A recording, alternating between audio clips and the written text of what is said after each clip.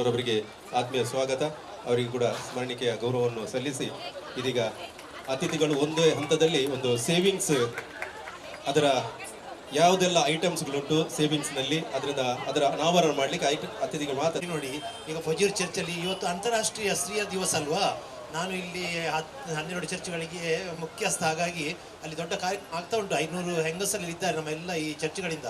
ನಾನಿಲ್ಲಿ ಹೋಗಲೇಬೇಕು ಈಗ. ಹಾಗಾಗಿ ನನಗೆ ಭಾಳ ಖುಷಿ ಇವತ್ತು ಈ ಒಳಪೇಟೆ ಎಷ್ಟು ಅಭಿವೃದ್ಧಿ ಆಗ್ತಾ ಉಂಟಂತ. ನೋಡಿ ಸರ್, ಮೊನ್ನೆ ಗುರುವಾರ ನಾನು ಬೆಳಗಾವಿಗೆ ಹೋಗಿದ್ದೆ. ಸಂಜೆ ಒಂದು 5 ಗಂಟೆಗೆ ನಾನು ಸುವರ್ಣಸೌಧ ಹತ್ತಿರ ಹೋಗಿದ್ದೆ. ಆವಾಗ ಉಂಟಲ್ಲ, ಯಾರು ಪೊಲೀಸರು ಒಳಗೆ ಹೋಗ್ಲಿಕ್ಕೆ ಬಿಡುವುದಿಲ್ಲ. ನಾನು ನಮ್ಮ UT ಖಾದರ್ ಅವರಿಗೆ ಜಸ್ಟ್ ಒಂದು ಫೋನ್ ಮಾಡಿದೆ. ಅವರು ಆ ನನ್ನ ಫೋನನ್ನು ಪೊಲೀಸರಿಗೆ ಕೊಟ್ಟೆ. ಅವರು ಮಾತಾಡಿದರು. ಒಳಗಡೆ 2 ಗಂಟೆ ಎಲ್ಲ ತಿರುಗಲಿಕ್ಕೆ ನೋಡಲಿಕ್ಕೆ ಒಂದು ಅವಕಾಶ ಸಿಕ್ಕಿತು. ಎಷ್ಟು ಖುಷಿಯಾಯಿತು. ಉಳ್ಳಾರದಲ್ಲಿ ಕೊಕ್ಕೊಟ್ಟಲ್ಲಿ ನೋಡಿ ಅವರಿದ್ದರಿಂದ ಎಷ್ಟು ಸಾಂಗವಾಗಿ ನನಗೊಂದು ಭಾಳ ಹೆಮ್ಮೆ, ಖುಷಿ. ಅವ್ರು ಯಾವಾಗ ಕಲಿತಾ ಇದ್ರು. ಹಾಗೆ ಇವತ್ತು ಇಲ್ಲಿ ನಾನು ಇರುವಾಗ ಖುಷಿ ಆಯಿತು. ಇದೆಲ್ಲ ಯಾವಾಗ ನೀವು ಮಾಡ್ತಿದ್ದೀರಾ, ನನ್ನ ತುಂಬ ಪ್ರಾರ್ಥನೆ ಕೂಡ ಇವತ್ತು ಆದಿತ್ಯವಾರಾಗಿ ನಾನು ನಿಮಗೆಲ್ಲ ಉಳಿತನ್ನು ಬಯಸ್ತೇನೆ.